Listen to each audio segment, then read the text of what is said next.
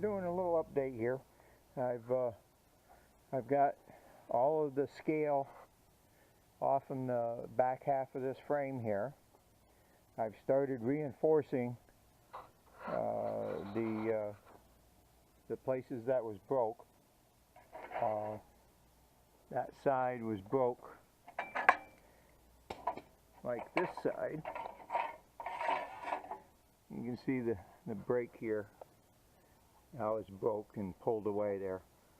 So what we're doing is taking a piece like this and sliding it.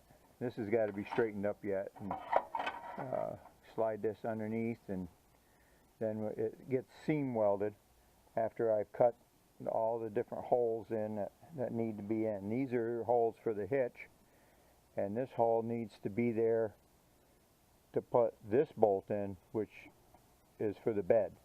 And what I'm going to do to continue, there's a tremendous amount of stress on this part of the hitch, on the frame where the hitch bolts onto. So this is going to get welded onto here, and so that just boxes that frame, similar to the box that you see up there for that cross member. And this box is right here, and so that just will keep anything from flexing in that area. So we're progressing there. On my cross members, this is the one cross member that I took out that was rotted away. This is riveted in. I cut the rivets and drove them out. It's still got to be cleaned up here. I'm going to purchase one. I located one in Texas, which will be rust-free. I haven't ever located, or I can't locate, haven't been able to locate a new one.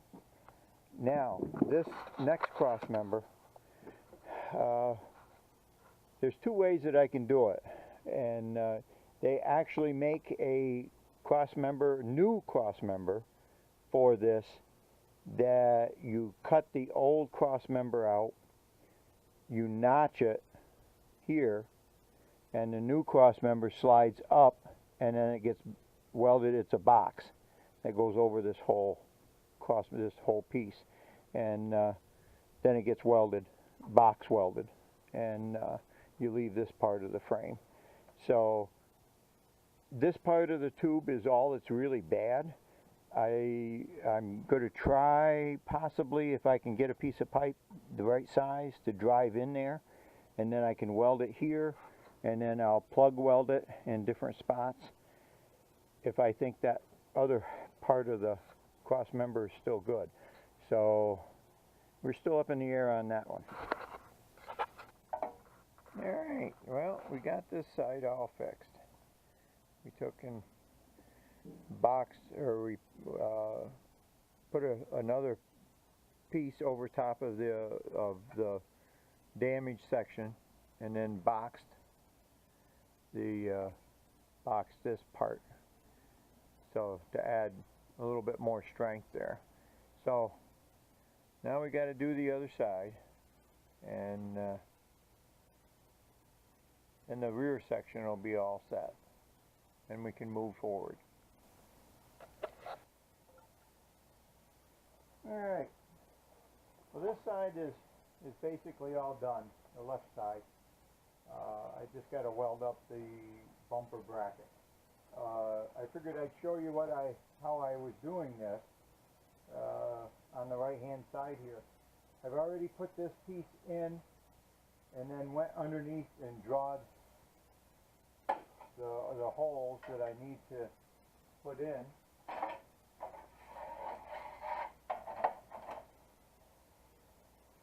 These are where the holes have all got to be.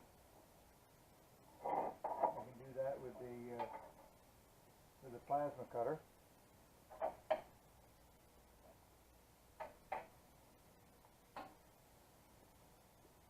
We can move you around here just a little bit.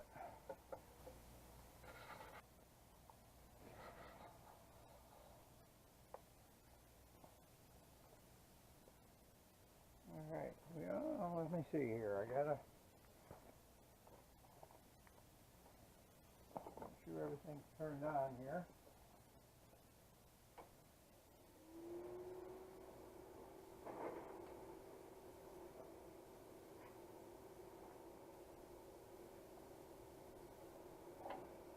Using the plasma cutter for this makes things so much easier to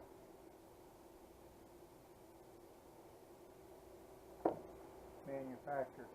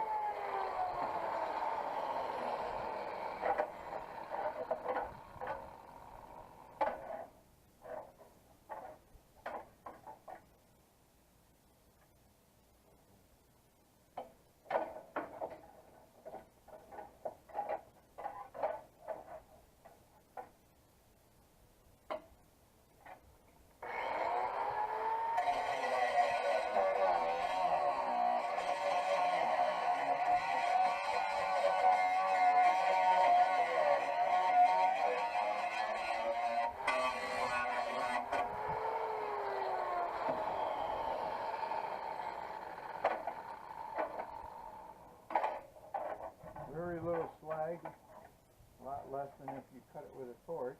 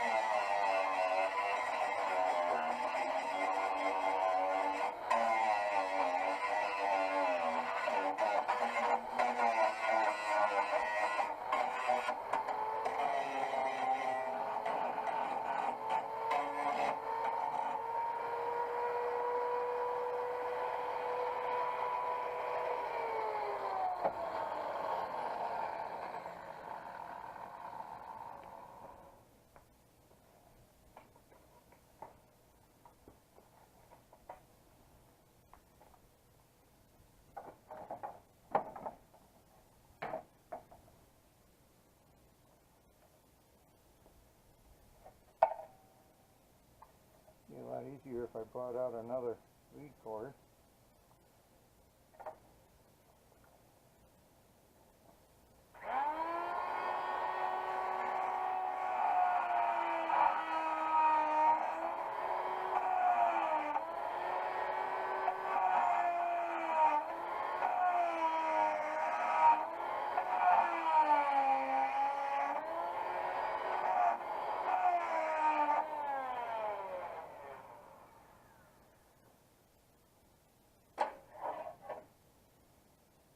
That hole's not too bad as it is. We'll see how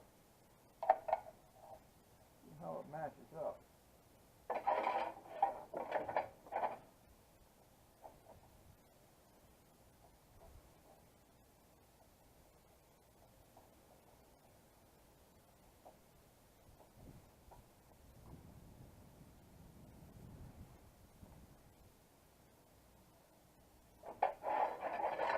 bad. I'll clean it up just a tad.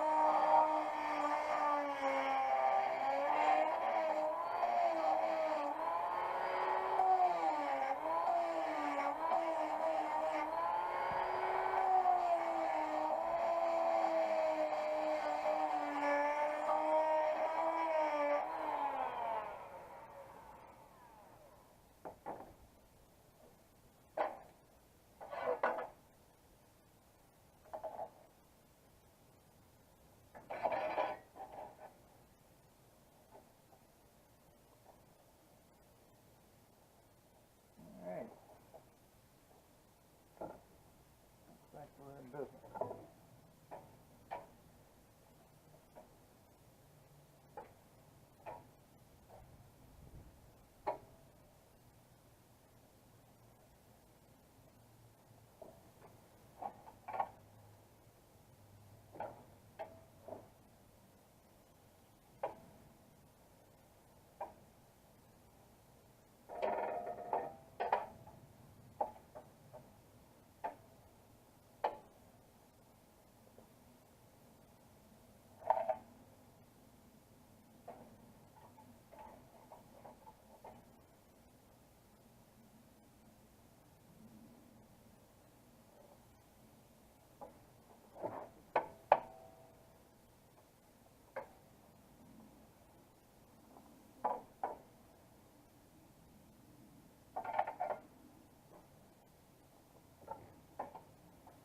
This to be nice and tight against the frame when I weld it for the most strength.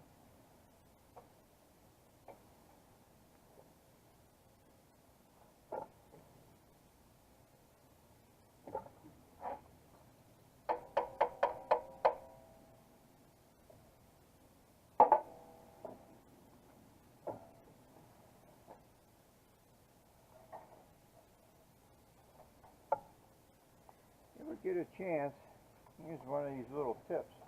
If you ever have to replace your end of your lead cord, and you always got these leads that fall out and stuff like that, you end up tying them so that they don't fall out.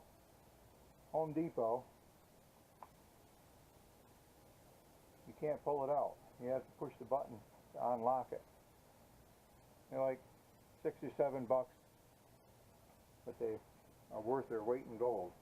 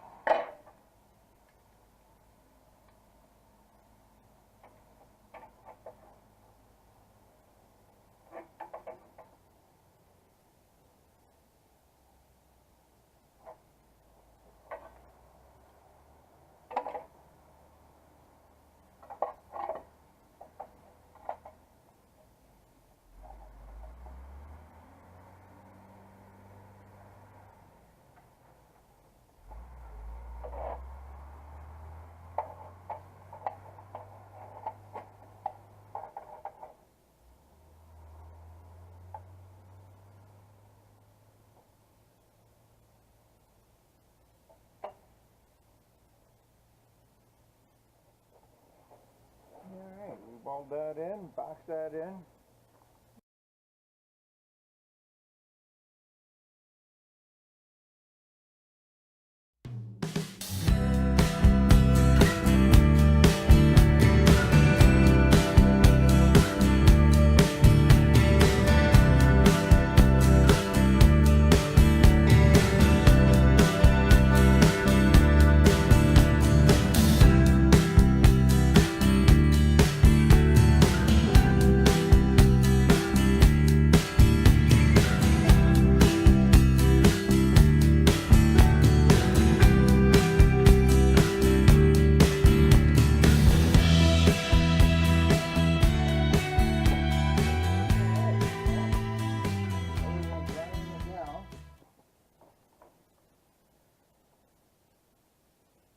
That section is done. We'll finish grinding that off, and then we gotta redo the bumper bracket, and then this whole section, this back section will be done.